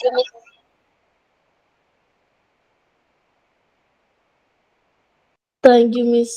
Bye. Thank you, ma'am. Means നമുക്ക് PG ഇനി സ്റ്റാർട്ട് ചെയ്യുന്നത് എടുത്ത് അവസാനിച്ചത് തൊട്ടിട്ടാണോ അതോ ആദ്യം തുടങ്ങോ? ജസ്റ്റ് ഒന്ന് ബ്രീഫ് ചെയ്യും. കുറച്ച് ക്ലാസ് ഉണ്ടായിരുന്നല്ലോ. അതെ, കഴിഞ്ഞ ഭാഗം ഒന്ന് ബ്രീഫ് ചെയ്യും. കാരണം വെച്ചാൽ നമുക്ക് വെറുതെ ടൈം കളയാനില്ലല്ലോ. Okay, thank you miss.